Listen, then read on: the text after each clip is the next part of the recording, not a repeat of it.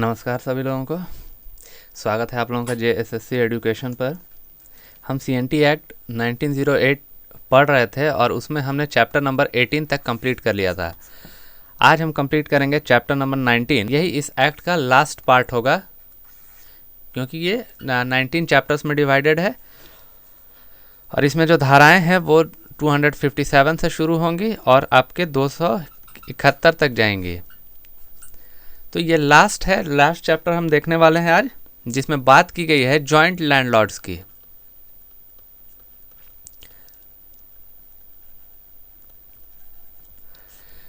Joint landlords क्या होता है अब समझिए। एक ज़मीन है और इसके ऊपर इसका भी अधिकार है, ये भी काश्तकारों को दे सकता है, ये भी काश्तकारों को दे सकता है, ये भी दे सकता है, ये भी दे सकता है, ये भी दे सकता है। कहने का मतलब सबके पास ये इंडिविजुअली ये इन आदमियों के पास पावर है कि इस ज़मीन के साथ वो किस प्रकार से कर सकता है। जैसे कि वो अपना टीनेंट को दे सकता है, रैयत को दे सकता है। ये पावर इन सभी के पास है। मतलब ये ज़मीन जो है जॉइंट लैंडलॉर्ड्स के हाथ में है। लेकिन अगर कोई डिसीजन लिया जाता है, मान के चलिए कि ये बोलता है कि ठीक है हम रैयत को देने वाले हैं, ज़मीन को एज ए रैयत किसी व्यक्ति को देंगे और वहाँ से रेंट कलेक्ट करेंगे, तो ये अकेले ऐसा कर नहीं पाएगा। इसको इसका भी सहमति चाहिए, इसका। कहने का मतलब अगर लैंडलॉर्ड जॉइंट लैंडलॉर्डशिप है, जॉइंट लोग उसमें ज़मीन के ऊपर लैंडलॉर्ड बने हुए हैं, तो उसमें क्या होगा कि एक का डिसीजन मायने नहीं रखेगा, डिसीजन जो है सबका लेना पड़ेगा एक साथ। तो उसी को बोला जा रहा है कि जो डिसीज़न लिया जाएगा वो सभी लोगों का एक साथ लिया जाना चाहिए। तो ज़मीन के विषय में सबका डिसीजन एक साथ होना चाहिए। फिर से एक बार, ये सारे लोग हैं, अगर ये कोई भी डिसीजन लेते हैं तो ये सारे लोगों को एक साथ मिल के लेना होगा। सेक्शन नंबर 257 यही कहता है। सेक्शन नंबर 257 बात करता है जॉइंट लैंडलॉर्डशिप के। जॉइंट लैंडलॉर्ड है, ज़मीन का मालिक है जो जॉइंट रूप से है। नेक्स्ट देखते हैं 258 धारा नंबर 258। कोई भी ऐसा केस नहीं होगा, कोई भी ऐसा सूट फाइल नहीं किया जाएगा कोर्ट में जो कि रेवेन्यू ऑफिसर, ये रेवेन्यू ऑफिसर, ये DC, इनका जो डिसीजन लिया गया है, इन्होंने जो कुछ डिसीजन लिया था, हमने जब पढ़ना शुरू किया था तो पहले चैप्टर्स में, इसके पीछे वाले चैप्टर्स में उन्होंने कुछ डिसीजंस लिए थे, कुछ काम किए थे, उनके ऊपर किसी प्रकार का सूट फाइल नहीं किया जाएगा। और ये किस किस सेक्शंस पर नहीं किए जाएंगे तो ये है, आप याद रखेंगे, सेक्शन नंबर 20, 32, 35, 42, 46, 49, 50, 54, 61, 63, 65, 73, 74, 75, 85, 86, 87, 89 और 91। इतने धाराओं पे कोई सूट फाइल नहीं होगा। साथ ही जो चैप्टर नंबर 13 पढ़े थे हम,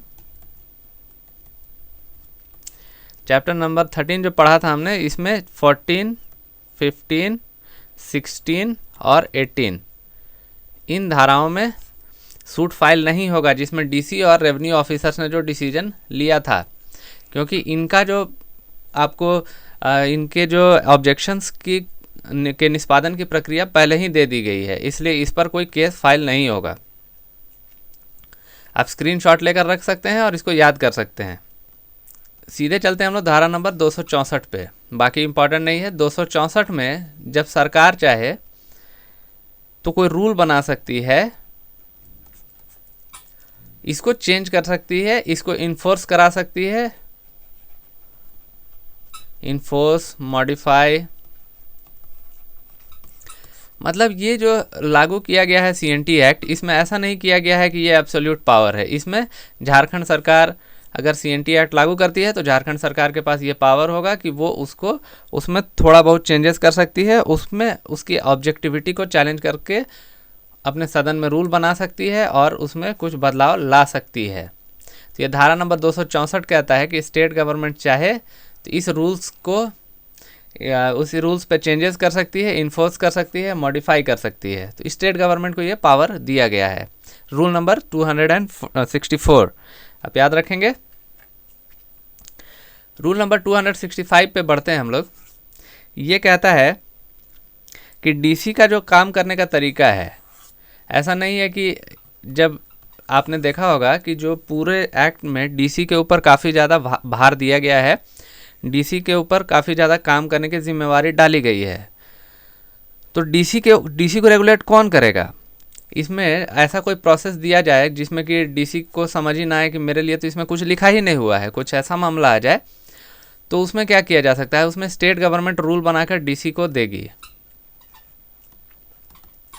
स्टेट गवर्नमेंट कुछ रूल बनाएगी और बताएगी डीसी को कि ठीक है, इस मामले में, इस प्रोसेस में आप इस तरह से एक्ट कीजिए, क्योंकि ये जो है CNT एक्ट में पहले से नहीं लिखा हुआ है।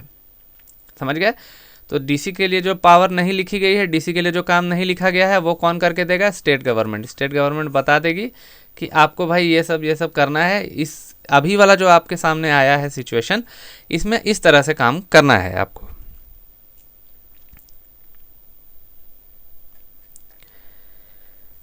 अब पूरे एक्ट में हमने देखा कि डीसी जो थे वो डीसी को काफ़ी ज़्यादा पावर दी गई है और डीसी बहुत ज़्यादा उसमें इन्वॉल्व हैं। डीसी ही सारे कुछ हैं। डीसी का आपने देखा होगा, डीसी का कोर्ट है, डीसी ही आपका सेटलमेंट करते हैं, डीसी ही आपके जो भी आपके आते हैं क्वेरीज आते हैं उसको सॉल्व करते हैं, ऑब्जेक्शंस आते हैं उसको डीसी ही हैंडल करते हैं।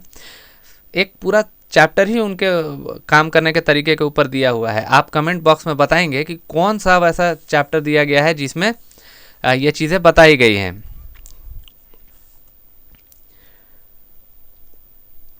तो 270 की तरफ हम लोग बढ़ रहे हैं। तो यहाँ पे हमने देखा है डीसी के बारे में, लेकिन डीसी भी जो काम करेंगे उसके ऊपर कमिश्नर का बोर्ड रहेगा।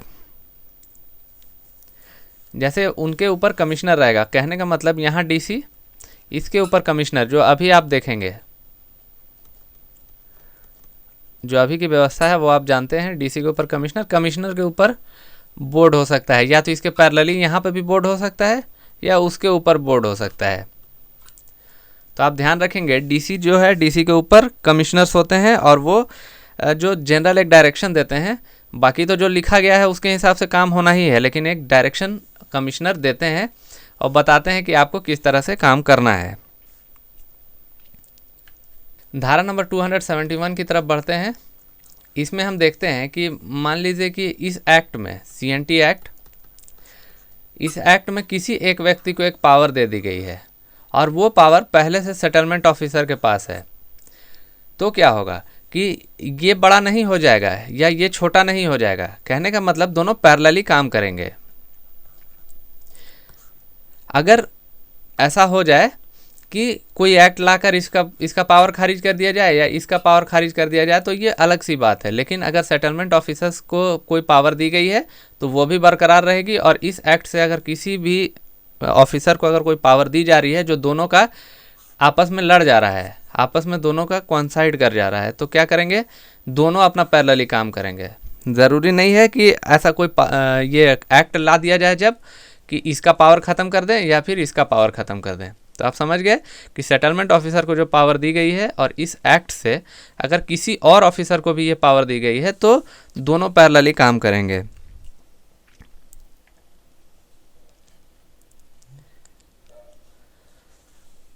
तो यहाँ पे हमारा CNT एक्ट पूरी तरह से ख़त्म होता है। CNT एक्ट के सारे चैप्टर्स हमने कंप्लीट कर लिए हैं, जिसमें हमने चैप्टर 19 तक कंप्लीट आज कर लिया है। आप इसको बार बार देखेंगे, रिवाइज करेंगे, आपको ये आसानी से याद हो जाएगा। तो thank you for watching, keep learning and always stay motivated.